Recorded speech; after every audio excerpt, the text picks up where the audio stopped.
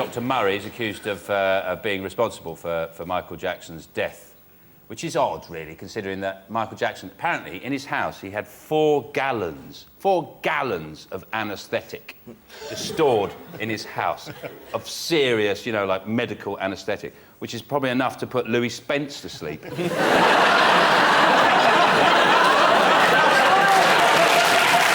a lot.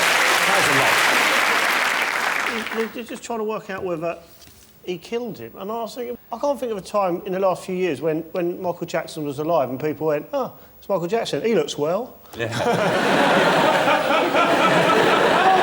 To be fair, though, he hasn't looked himself since 1984. How do you tell a man he's ill when you go, you're right, Michael, you're looking a bit pale? He goes, thank you. Well, I was thinking, before he died, his whole life must have flashed before his eyes. And his last thoughts must be, who's that little black kid singing my song?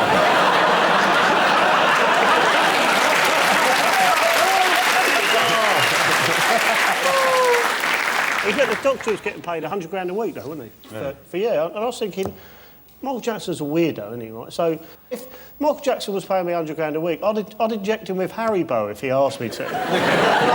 Yes. But if he's getting that much...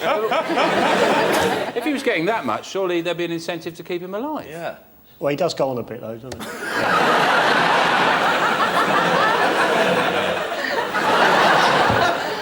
People suspect foul play. The family suspect foul play, and it just, you know... Well, there was a delay, wasn't there, in resuscitation, giving him the kiss of life, because it took them ages to find an 8-year-old paramedic.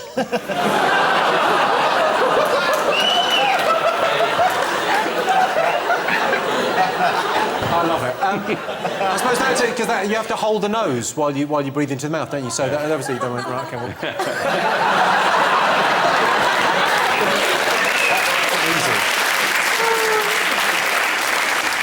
Let's have a look and see whether the trial of Michael Jackson's doctor is one of the most talked about things this week.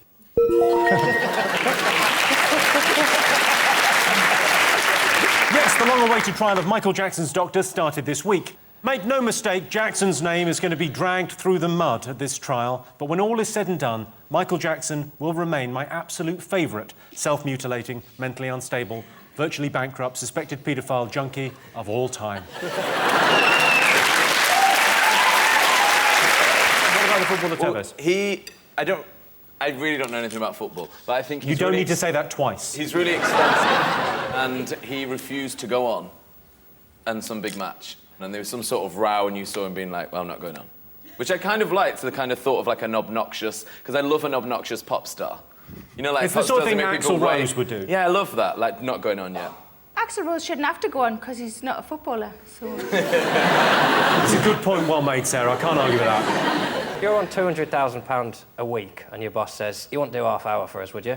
Yeah, exactly. You can't really go, no, I don't want to today. I'm not really asking. Can you go and definitely do... I don't see why he's still here. He's been in the country 4 years and he wants to leave. That's his big thing. He didn't want to play because I don't want to be in the country. I want to go home. I can't speak any English. He's been here 4 years. The only words he's got to learn is like kick, goal. Like the Spanish for goal is goal. The Spanish for football is football.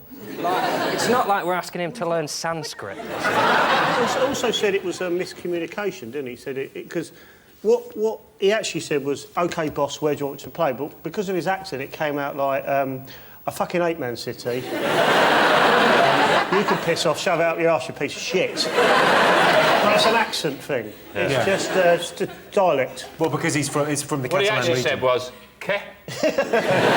Do we know why he didn't go up? Like, why he just refused? Was it just... Had he just realised that football's a bit shit? Okay, thanks, love.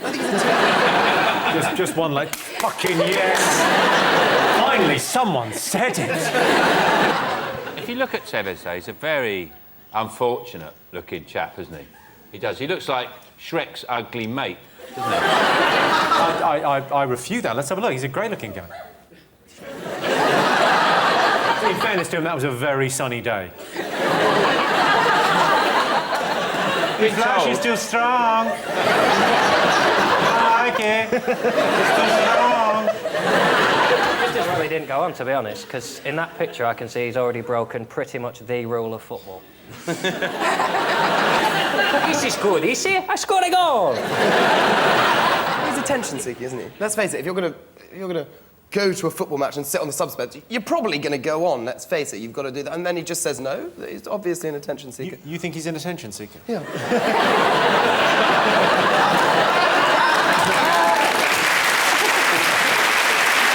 He's obviously an attention seeker.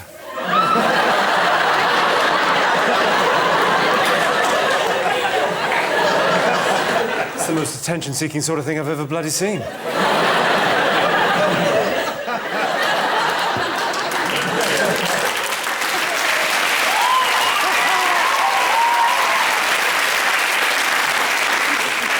That, my friend, is how you get attention. That's the best way to spot a liar. Big wooden nose. Are his pants on fire?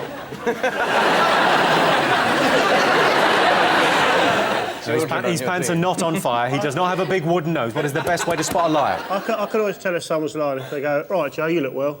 I don't know about looking well. You look like everyone from Guess Who.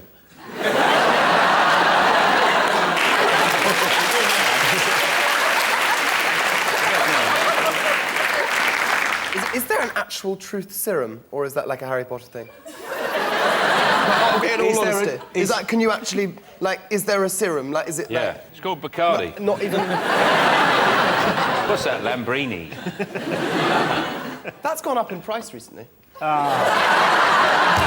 gone up in price? It used to be 89p, and I think it's about £2.30 now. Most people know the price of milk. Is it if they give you flowers afterwards? She was just a girl from the office. I think if you go to a pub 2 days running and the same man is sat in the same chair at the bar, he's definitely full of shit. Any man who ever tells you had trials for, insert name of football club. Every man over 50 has had trials at a football club, and it's as if in the 50s they all just went, let's try everyone. Get everyone in, someone will be brilliant. It's more about how they tell their story.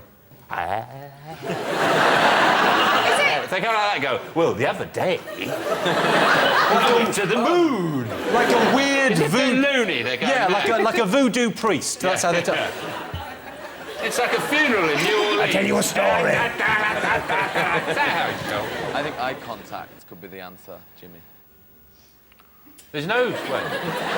Is it when people give too much detail? It's not too much detail. I'll tell you the answer. The best way to spot a liar is that they keep changing their story.